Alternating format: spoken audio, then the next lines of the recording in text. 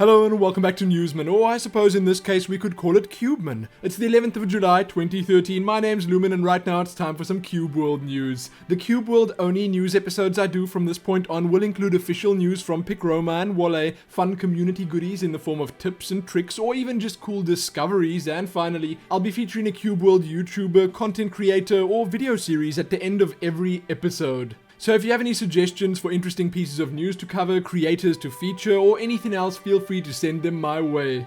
All that said though, in this episode we're having a talk about the recent and apparently ongoing DDoS attacks on the Cube World site, an easy way of tracking whether the site itself, account registration or store is up, the latest patch to be released for the game, a couple of bugs and suggestions, a few tips and tricks including how to double jump in Cube World, name your pets and more. And as I mentioned, all the way at the end we're looking at that spotlighted content. Let's get started with that official news. I think we all know and can currently quite clearly see that Cube World's launch into alpha has been a rocky one. At first, it seemed like the immense demand and hype for the game was absolutely destroying the servers, with people constantly trying to register, buy the game, download it and start playing, but since a couple of days ago it's been discovered that what's been happening is in fact far more sinister than that. Some incredibly angry person has launched a hateful campaign against Wale, the Picroma site, and I suppose the entire Cube World community, and he did this through means of a distributed denial of service attack, which for those that don't know disables or brings down servers with high amounts of traffic. Wale mentioned a couple of days ago that the attacks usually occur during the evening or night as soon as the store or user registrations are opened,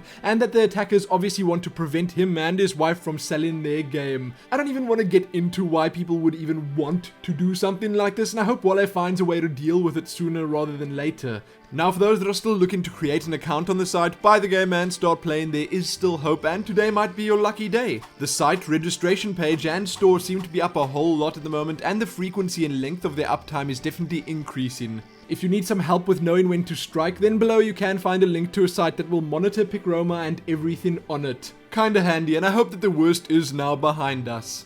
Before jumping into the community news, let's have a quick talk about the latest and only patch released thus far during Open Alpha.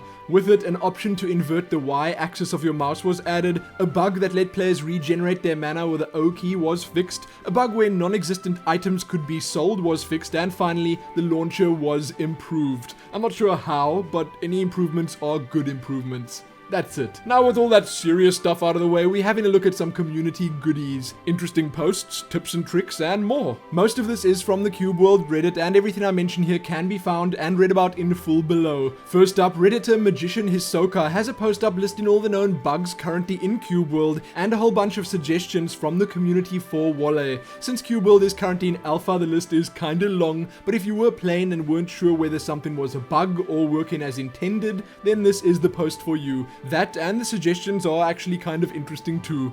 YouTuber Andy B has a video up explaining exactly how you'd go about performing a double jump in Cube World. While it isn't easy to do right from the start, it will help you out a whole lot if you get the hang of it. Did you know you can reset the time of day to 7 AM by just talking to an innkeeper? Much quicker than lying in a bed for 10 minutes straight. To be sure. Have you perhaps tamed a pet but been unable to find out how to rename it? Well, not to worry, it's kind of simple. All you gotta do is type /name pet and your pet's name while the pet you'd like to rename is out and about. You can open the chat by pressing enter. That's it. If you want to know how to add spaces to your pet's name, an explanation can be found below too.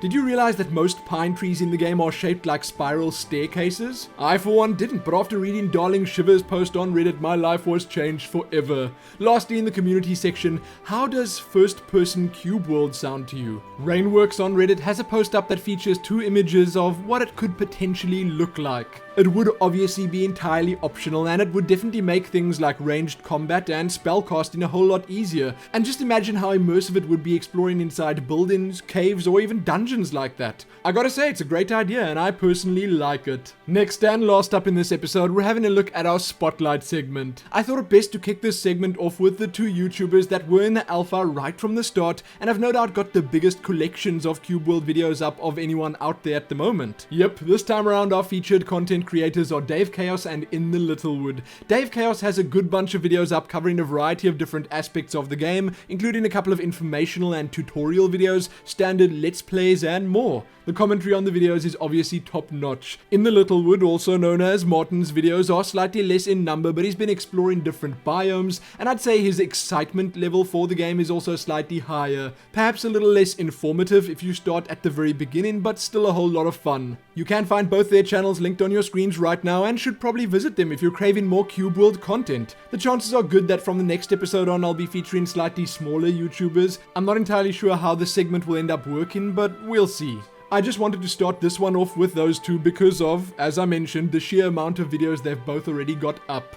That is, however, going to be it for this episode. Thanks for watching, subscribe if you like the content, check back here soon for more. Remember to check the description below this video for all sorts of links, like the video, share it, and do all that other good stuff, and most importantly, happy adventuring in Cube World, or happy refreshing that site if you're not in yet.